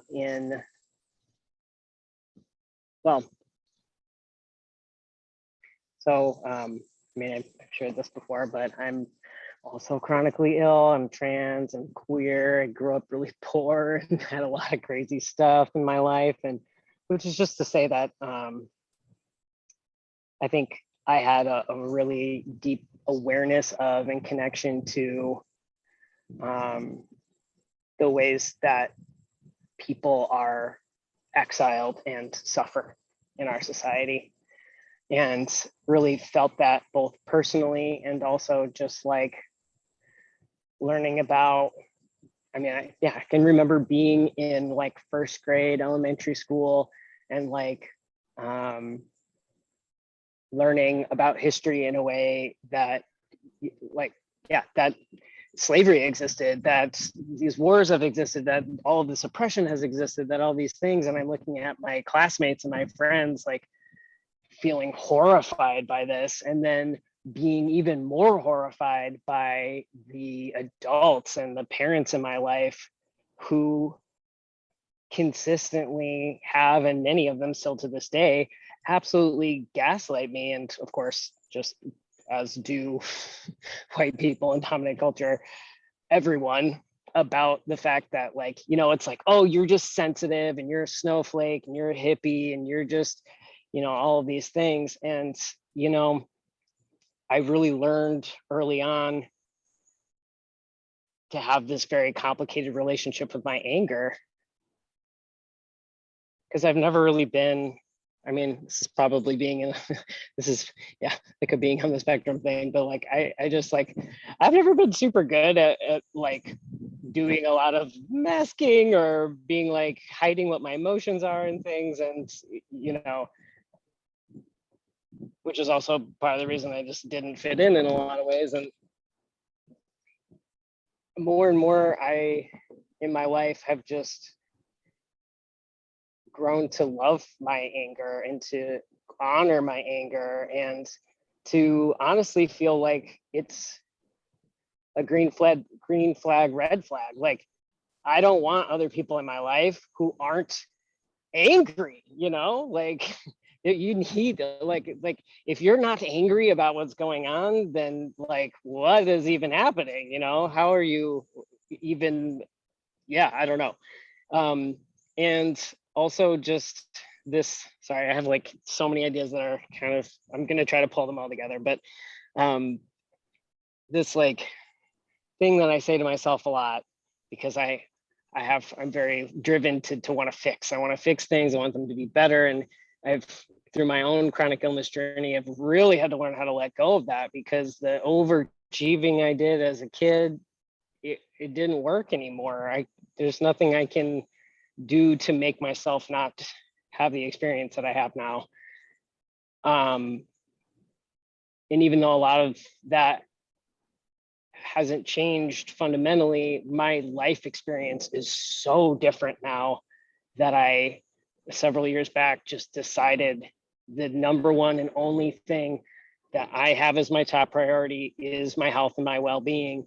And that meant leaving social situations, groups, friendships, relationships, pretty much my entire family, everything that I've known in a lot of different ways, in order to honor my anger that was telling me that something was wrong. And also, on the other hand, to do this practice of sort of like, what if nothing is wrong? It's like a question I like to ask myself, what if nothing is wrong? And by that, I mean, like, not that you just turn a blind eye to the things that are existing, but it's sort of like, for me, this shift that I went through of like thinking about this very hard problem of like, what do we do about whiteness and white supremacy and like white culture? And, you know, I mean, I think for me, one of the biggest shifts in that was like seeing that as a power structure and not as a genuine human cultural tradition.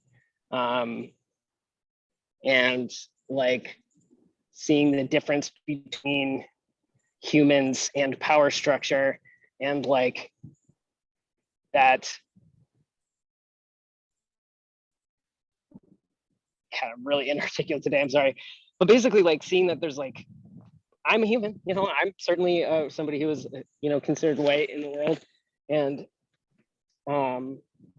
I also can find my own path back to my original indigeneity, my connection to land, and I can learn from the people around me who do still have that connection to help me find somatically my own connection that has been severed by all of these years and years and years of colonization.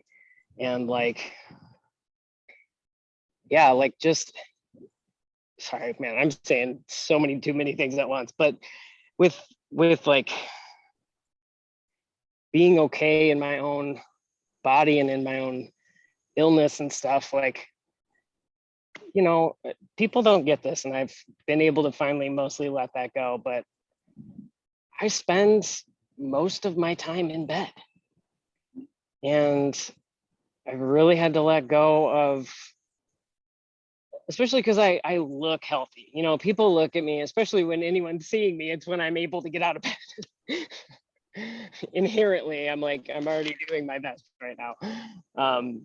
But people don't understand, and I've had to really just learn how to trust myself in a very, very deep way. And I kind of wanted to like connect that to like what you've talked about a lot before, which I've also felt, which is this like, I'm not just me. Like, I am me in a system. I am me in a larger body. I am a collection of microbes. I am all of these different things. And like, when you talk about purity, patriarchy and white supremacy has us having purity as defined by one thing, like there is one objective thing, but that is inherently the lie. Like, there isn't one objective thing. That like pretending that there is like so much of what's toxic about that, and forcing everyone into that. And like, I mean, purity aside, like if we're, you know, the other meaning of that being something kind of like, you could take it as like harmonious or as something good. And if you're thinking about it that way, then like, well, you know, how am I like a part of my environment, and like, how is my body the food for and the environment for all different types of relationships and ecologies, both on the micro and macro level. And like, and also just like thinking of myself as just this moment of energy, you know, like I've really like, I don't feel scared of death in the same way anymore, especially because I've nearly faced it quite a few times. It's just like, I feel like every moment that I do get to be in this conscious body, alive and breathing, I am getting to be in relationship, and every single thing that I touch and everything that touches me is a part of my life, and is what my legacy is. Like, my legacy is the ripples out from me to everything, every little bacteria that I feed, and every little, plant I squish in the woods when I'm trampling around.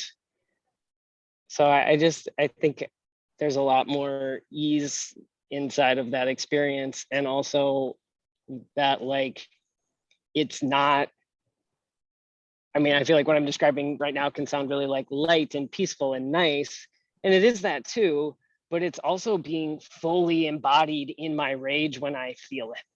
I just had an experience recently where I was interacting with somebody from my past who was very abusive and toxic to me. And I had one of those moments when we first started interacting where I was like, oh, like maybe this is going to be different. And they're being so kind to me now. And like, maybe, they are actually sorry, and maybe this and maybe that. And then I saw it that it wasn't different. I saw it that we were the same place that we had always been. And I got more angry than I have been since the last time I saw them, probably, which is quite a while. But I noticed something, which is that this time, I finally didn't have that initial first reaction of feeling ashamed of myself and feeling scared of the retaliation that has always come after experiencing anger towards injustice. And I realize that I am in this place now where I have taken so much care of myself to trust myself, even when that means being alone from other humans, and like relying on the earth and all of the living beings that are available to be in community with me in a way that has like allowed me to have autonomy in a world that is honestly pretty violent towards me in a lot of ways, and towards the people that I love. And like, I just, Joel, I am going to cut you off just because we want to honor that there are a lot of other people are participating. But totally. I want to just say thank you. And thank you for sharing your outdoors with us too, behind you. And I think that's actually my garden. really, because what you brought up is two things that I think are super important. One is that, we have these silhouettes of privilege or of disadvantage, and it's important to locate them so that we can understand how in an ecosystem, there are places where the pollution goes and there are places that don't, just by virtue of gradient. And it's important to understand that, but everything in the ecosystem is connected. So there are positionalities where more pollution has gone, and it's important we understand that, but also everything is connected in the ecosystem ultimately. And everything will touch everything else through that ripple effect, as you said. I also think if you're not angry right now, you're not paying attention. And I oftentimes think of the thing we've edited out of the Gospels are those three women at the bottom of the crucifix screaming. And sometimes I think the missing gospel is that scream of a mother holding their child that's been killed. Like if you've ever been with someone who's found out that someone they love has died, that's the scream that's missing. That's the sound. It's not, the missing gospel isn't even like a word. It's that noise of just like, how do you make sense of that? And right now, as we all collectively look at legacies of violence and extraction and so many species going to extinct, we should be screaming. And that we should understand that screaming is a technology. It's a way of letting yourself become a vehicle for energy that needs to be expressed, coming up from the earth. I think the earth is angry. Tada, are you ready to come on? Do you have your okay. I'm feeling more okay. I'm feeling more uppity in myself. I just took a lot of notes, so I'm a little bit like I like populate ideas and constellations a bit, so sure. I'm sorry about that. I apologize for that beforehand. But there's something about, I took notes on well, Shanna, thank you earlier, by the way. I was totally blank at that moment, but my notes are around like, so there's a relationship to poverty and dance that I think is really important understanding these ancient brown cultures. So when people talk about people who are poor, they actually mean people who dance. And if you look at the migration of Africanist traditions, Western tradition, like European tradition, Asiatic traditions, you can actually clearly see this kind of structure where poverty is an indicator of people who do improvised dance even, or improvised emergent art forms. And I think when you look at America now, you obviously see that relationship. You see that especially in like Black culture. So the people who are the poor are the people also who are doing these emergent rituals all the time in their community, right? And so when I'm like hearing like blessed are the poor, it's almost maybe there's actually a sacred inversion there to say that the poor, which is actually the dancing and the emergent is what they mean, are the kingdom.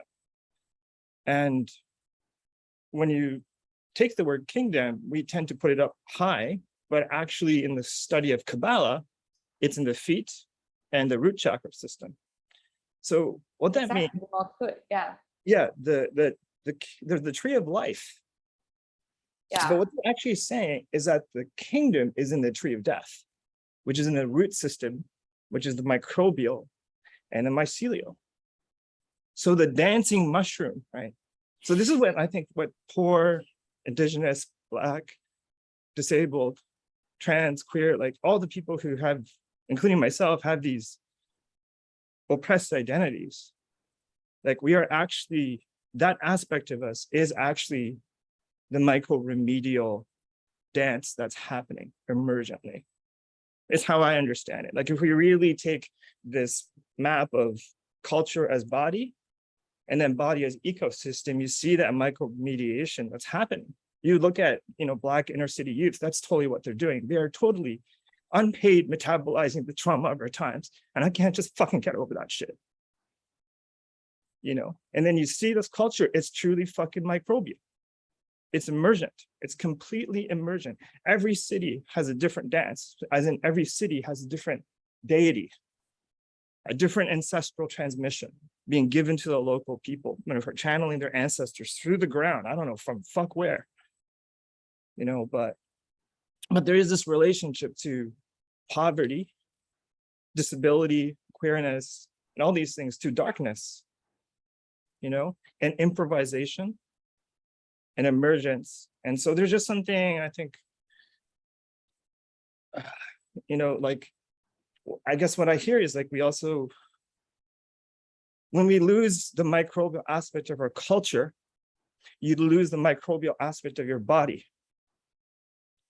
When you lose emergence in culture because of institutionalization that's poor, and power is sucked up into the upper regions of the cultural body, which are white and male, right? If you really look at the cultural body, the feet are like Black indigenous people who are living their cultural ways. And you see when the body is traumatized, you lose circulation to the lower body. You lose circulation to the kingdom and Malkuth.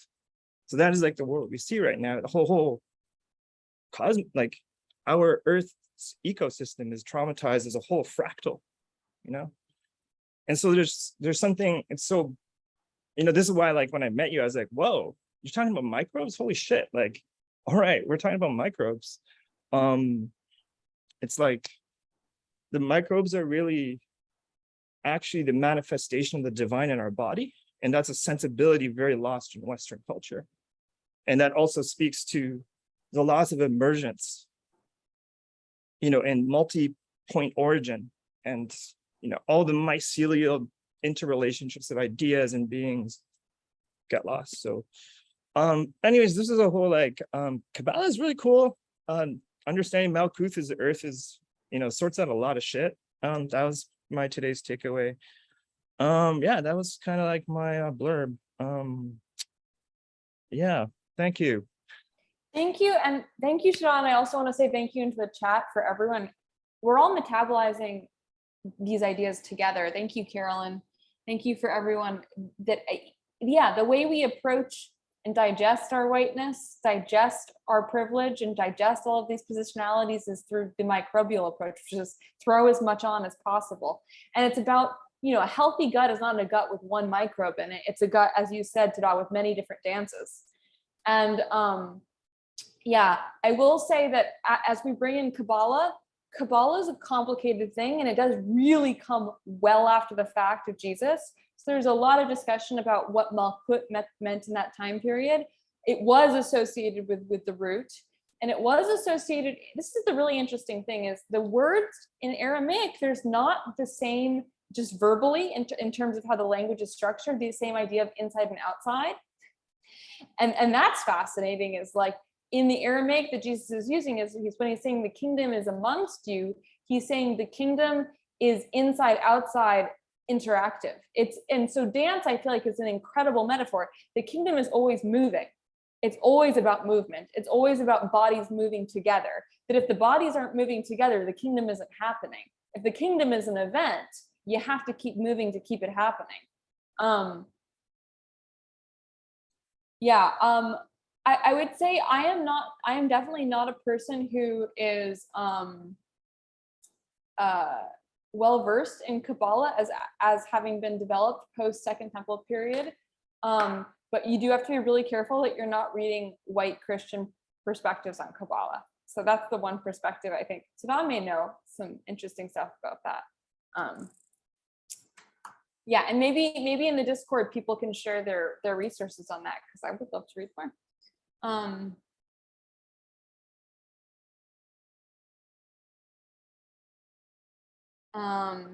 Yeah, I'm honestly just really honored by the ways in which we're able to hold all of that trouble.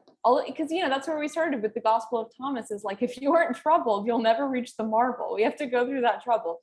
So I think we have time for one or two more things. Can we bring on Matthew? Because Matthew's been waiting for a long time. Thank you. I want to build on a couple of threads that people have been saying. Oceana, I really appreciate your question about whiteness. Thank you. I want to try to answer it the best I can.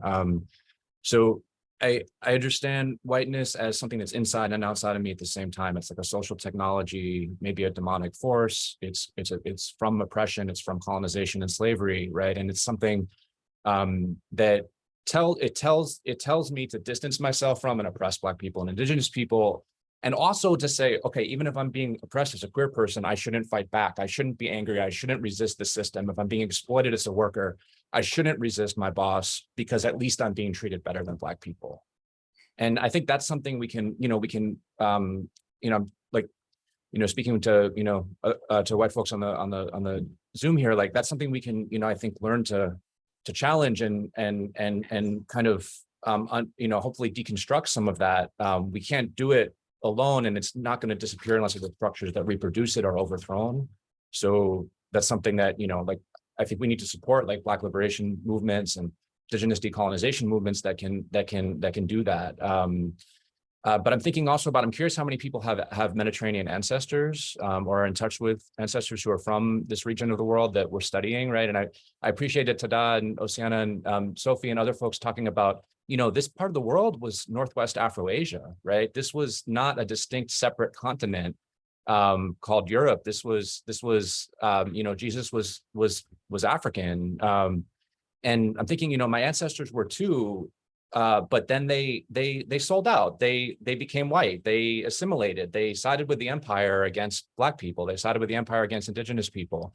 And, a lot was lost in that process, right? And I'm thinking about, what does it mean to, if my partner and I have kids, they'll be Black, they'll be biracial and Black, right? And I think this is important to think about in terms of, I hear people talking about like hybridity and no purity and challenging purity, and that's super important. I really appreciate that about this course. And I also appreciate the nuance that I see Sophie and Tada and Oceana and several other folks really saying, we have to make sure that embrace of mixing doesn't also become anti-Black or anti-Indigenous, right? Because that's so easy to do that and say, okay, just cultural melting pot, and then forget the specificities of like the Black liberation struggle that, like I need to like support like my Black family members and like passing down these traditions of resistance, like very much of what you were just talking about, Tada, right? Like these practices.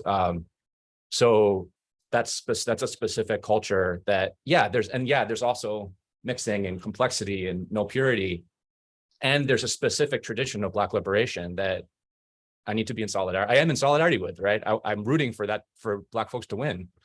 Yeah, I think actually this feels like if we were going to say like, what are the takeaways of the course? Mixing without erasure.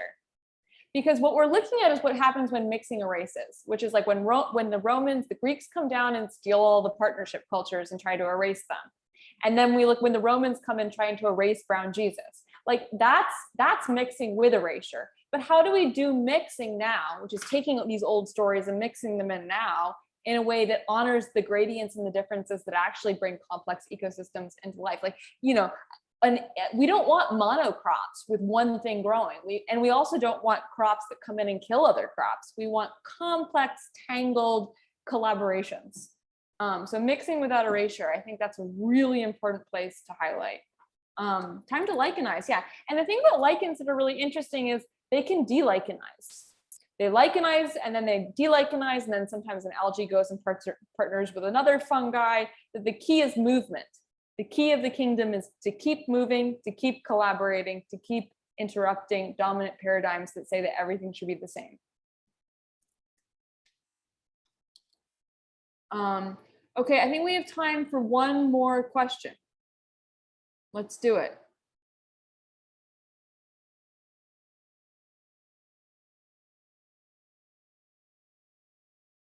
Yeah, and I just wanted to say, actually, I want to respond to Victoria. Yeah, Victoria, I really understand, as someone who was experienced extraordinary violence at the hands of people, I've had to also understand that they are me, that they became part of me, that those people like sedimented in me, that you're never, they've been part of who I've become and learned from, that they were teachers in a way, and that is incredibly morally ambiguous and weird and hard to hold. So I just really want to honor that is your kingdom, and that's been part of my kingdom too.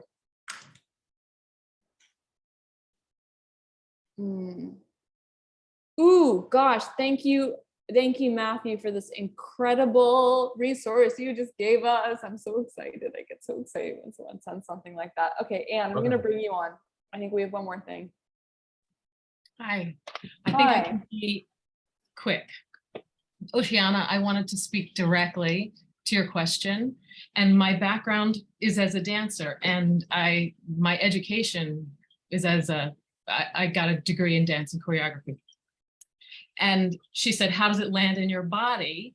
And I wanted to say, this is how it lands in my white body. It is a feeling of paralysis and dissociation that's unwanted. And it's still paralysis and dissociation. And it's really painful.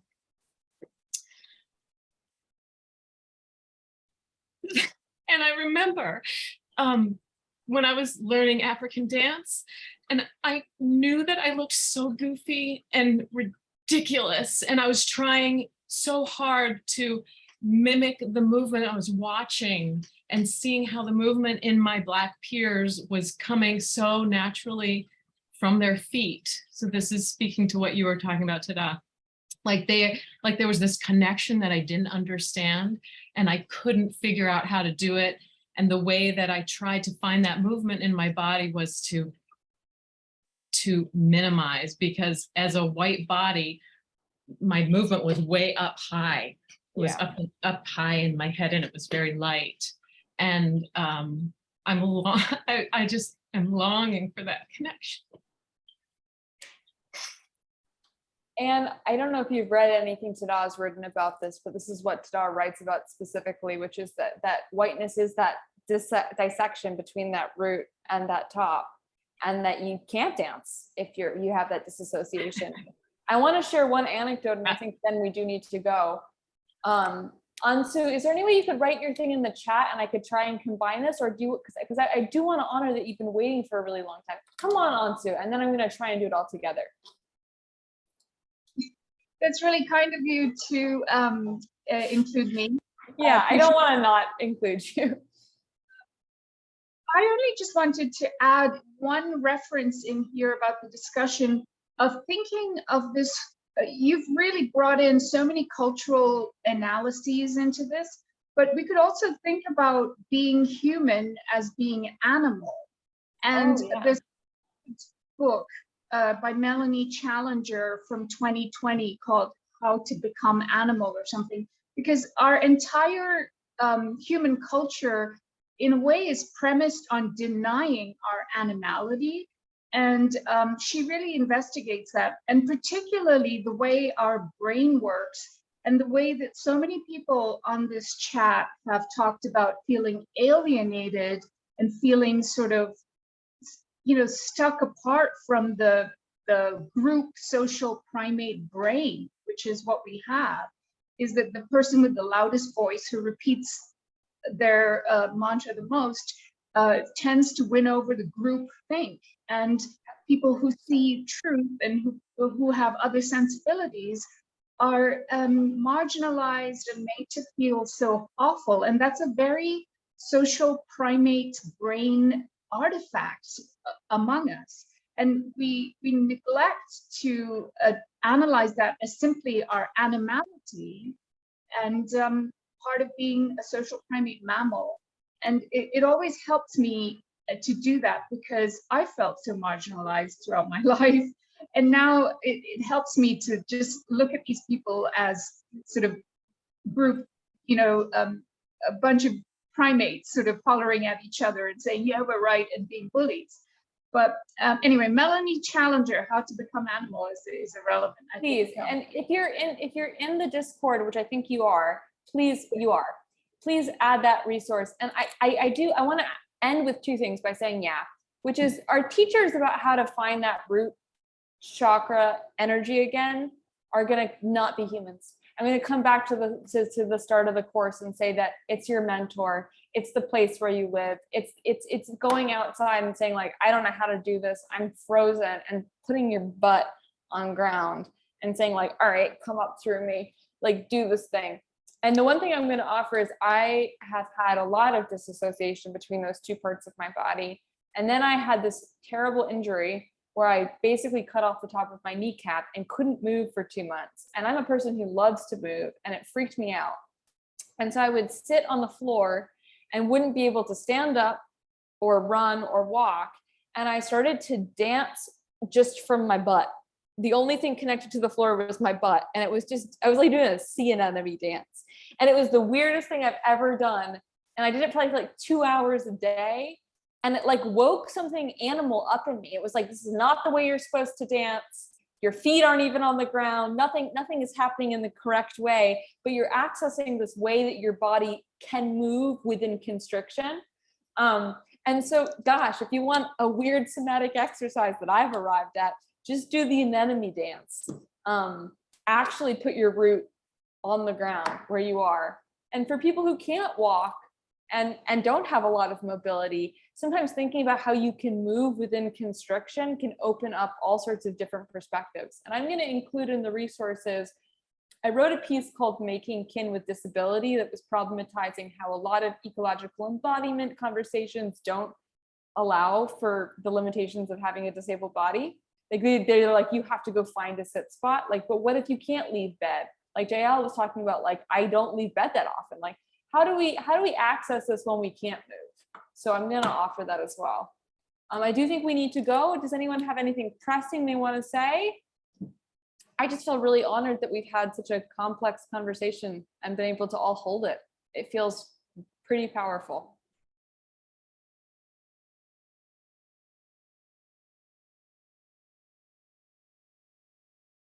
Bed dances. Yeah, bed dances are the way to do it. Okay, guys, I love you all so much. I can't even tell you how much you're changing my thinking. It feels explosive.